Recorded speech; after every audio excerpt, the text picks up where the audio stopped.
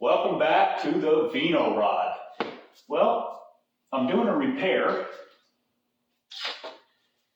in this area here where at one time I had a wooden door on here. As some of you might not know, the reason behind this car when it started was this A-pillar on this 30 Model A cow has a real close shape to the barrel stave of a wine barrel. So that's where the idea started. Once I kind of saw that, decided, well, if I got that, then I'll build this car out of wine barrels. So I ended up getting a hold of some 29 Model A doors and was able to, they were sedan doors. So I cut the window frame out, added some metal in here to take away from the sweeping deal for the windows, or for the window. But so this is a 30, 31, this is 28, 29, so I kind of matched the belt lines up. Well, what was happening, because I had a wooden door on here before, I had sanded this to fit that profile. Well, this profile here works. I can get you over here closer and show you. But when you put this across here, this is even. And then this belt line is a little proud of this, but it gives me a chance that if I want to add some, if you guys know with the 30s, 31, they have a belt line that runs here and then it runs there and up and over. So maybe someday that gives me the ability to do that. And I've got some more of the old Tiger Oak stuff where it has this print in it. So I can always cut a piece, bend it, wrap it around. Options. So anyway, what I've done is, you can come through here, and this is even with this side, but it was with the original piece that was there before I cut it out. It was lower, just enough that you could see it, and that bothered me. So what I did was I took this cut off piece and I've cut it, and then what I've done is I've taken my chisel action and chiseled it out, and then I took my 80 grit on my paint stick, which gives me the ability to even it out. I can put some pressure here and hold this, and it gives me the ability to even out this. And so when you put the splice in, it's square all the way. There's no gouges in the wood or anything that might leave it open. But I've got some hot glue. It's called Affinity Bond, and it's a 30-second, 60-second, and 75-second bonding agent. I've never used it before. I'm probably going to start with the 60-second just to see if I can manage it. It's just a high-tech super glue. And the reason why I'm using it, just because of the time it takes to have wood glue set up. I've seen a demonstration from the Inside Carpenter on YouTube. That's where I saw this stuff.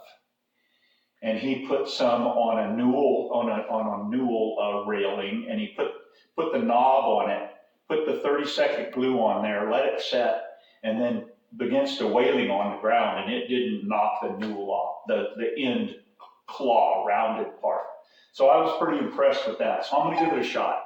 It was about $150 for the kit, which came with the glue gun and the 30 seconds, 60 and 75. And it gives you, plenty to do quite a few repairs.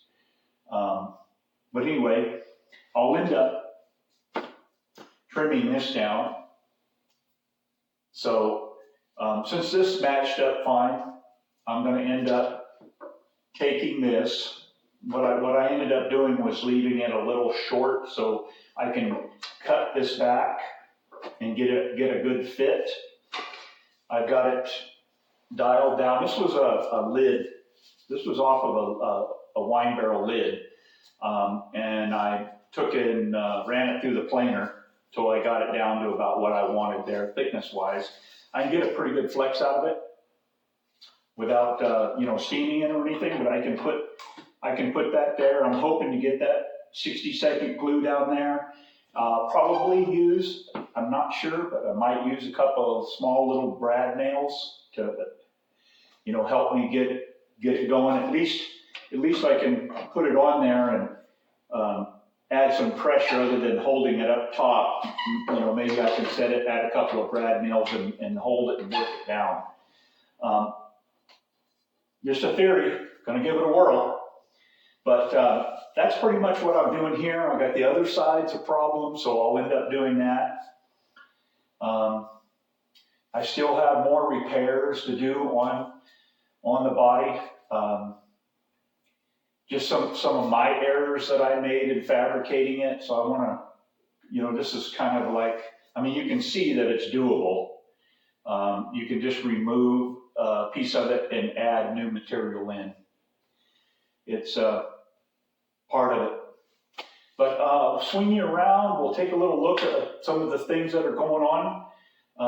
I got my rear end. Yeah, I got it. Well, I'm talking about this one for the car. I painted it, so it's set and it's drying. Part of the problem that I've had is when I paint something, I rush it and I don't let it dry. Okay, well, you can kind of see there where I've taken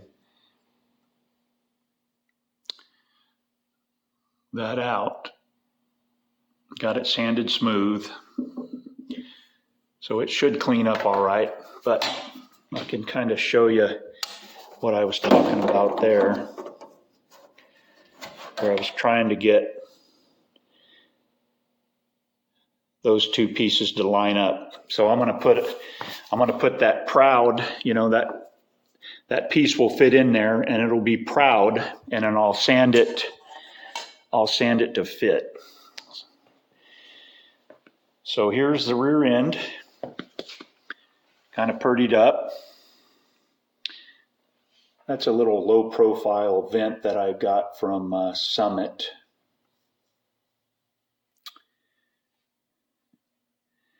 But yeah, and then I put some pins in there to be able to paint, get all the way around. And that was part of the problem, is I don't have anywhere to leave anything, so I had to paint it in place. And then over here, this is part of my convertible top mechanism.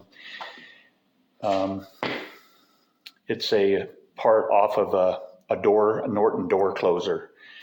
And I integrated all that together, building this convertible top. Well, these guys here, I've got them painted. Everything's okay with it. These two are fixed. These are the upper ones. One right hand, one left hand. Those are fixed.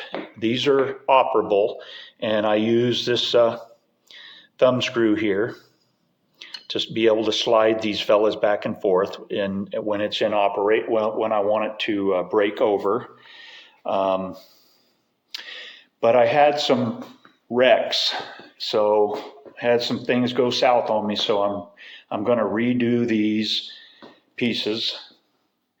This attaches to the header, and these arms, like that's a right-hand side, that's a left-hand side. So I'm going to get those painted up. I've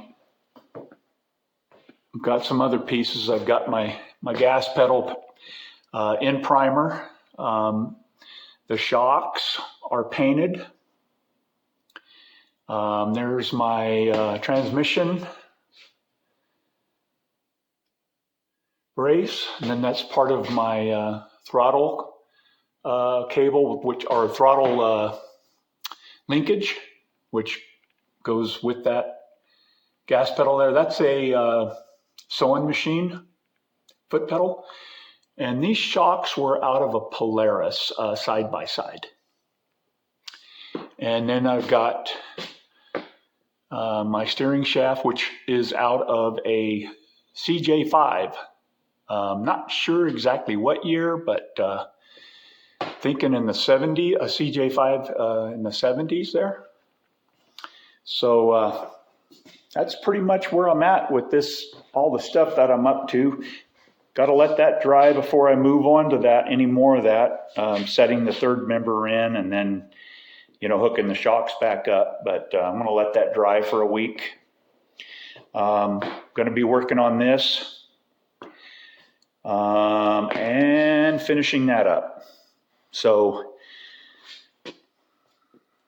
there's my steering wheel. I've got to get finished up, which we all know, if you've been following along, that is a single groove pulley that I turned into a steering wheel. I've got the belt. I shoved the belt in there to, you know, and I milled that out. Got a spline in there. So got some work to do with that still. Yep, just a lot of things are spread out here. Part of the life here of a car going together. But hey, thanks for sticking around. Appreciate the guys that always comment, watch the videos. Couldn't do it without you. So come back and see me, and we'll see you soon.